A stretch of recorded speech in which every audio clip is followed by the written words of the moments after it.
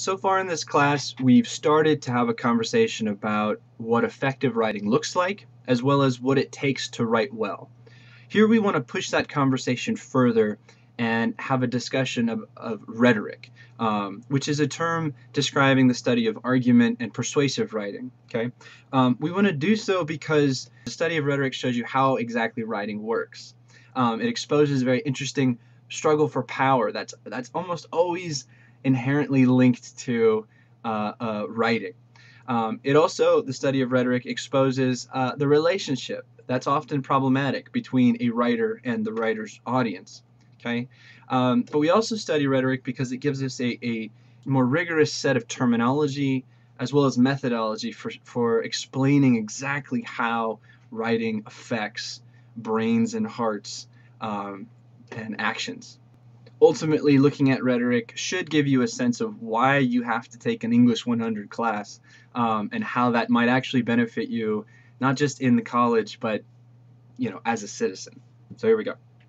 Remember back to your world history class, this description of the assembly, the roots of democracy in classical Greek society. This is where anybody who was a citizen could come and participate. Now, to be a citizen, of course, you had to be free or native born, so a local. You also had to be wealthy, and can you guess the last one? You also had to be a man, right? So not everyone could participate. But here's an illustration of how a typical day in the assembly would go. Okay, there would be, let's say, a member of the military, and let's say you were there and you are a farmer. Okay, on this given day, everyone's talking about lots of things, but this person from the military proposes that what he needs to do in order to defend the city is put a base on your farm. And if you have no really meaningful way to respond to this, you would be in danger of losing your chickens. Okay, so what this did was it created a need for every citizen in the society to be able to understand but also be good at forming arguments, okay? So that if on a given day someone proposed to obliterate your chickens, you could respond in a persuasive way that maybe you don't save your chickens, but you profit from the exchange in a way that lets you start over. Okay, so here's the very basic idea of rhetoric, okay?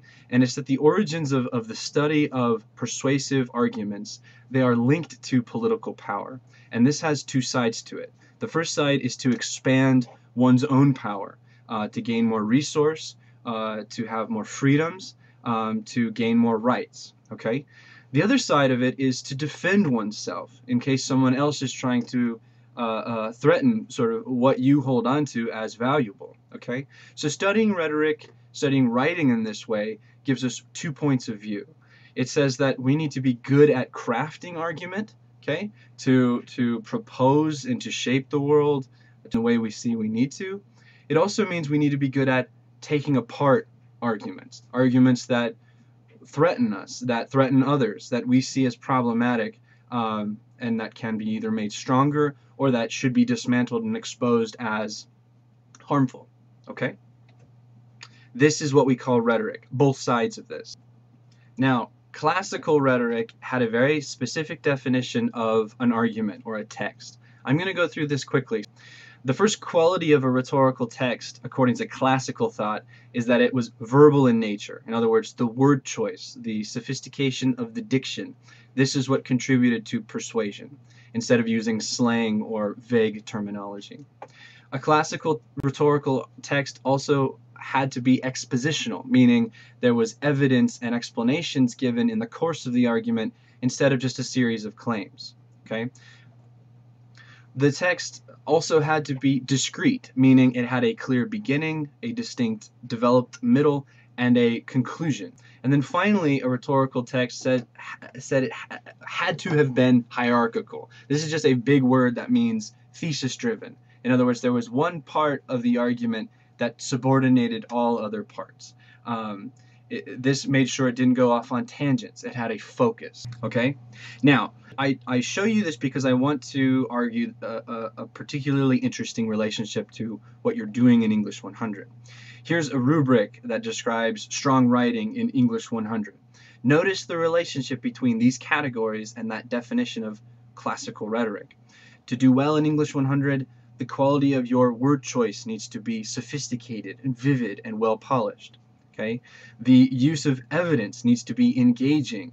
You need to explain with depth and complexity the logical connections you're making. Also, the ideas you're presenting need organization. Can't just be randomly presented. They need to move from a beginning, middle to end. And finally, a strong essay in English 100 needs a clear focus, a thesis statement, or a hierarchical controlling idea. What's really interesting about this is what you realize about the writing you're doing in this class is that it's actually part of something old and celebrated, okay? To learn how to write effectively in this rhetorical sense means you get to join a decision-making group with success. This is what you are all aiming to do through college, to become a professional, become an academic, or just to become a stronger participating member of the society you identify with. Meaning, if you understand writing and how it works and the structures of it and the appeals of it, you get to not only participate in power structures, you get to shape them, you get to shift them when they don't accommodate you. If we look at the origin of rhetoric and democracy in Greece as limited in terms of who could participate, and we look at America today, which models a lot of its values on that society, but more people can participate because of free speech, because of demonstrations, we should celebrate that. We should be excited about that. And that's exactly what English 100 asks you to do. This is an initiation. If you can successfully craft an essay in this class, you are ready to move on and join the decision-making groups you're aiming to join. Okay? So, as you move through our conversations about rhetoric, keep these two things in mind. A study of rhetoric gives you control over that which is designed to move you. Advertisements, stories, and narrative, certain value systems and the way you see them. But it also gives you control over your own audiences, the ones that you wish to move. Okay? And in this sense, if you study rhetoric and you dig in, you will be able to strengthen the effect of your writing, not just in this class, but moving forward.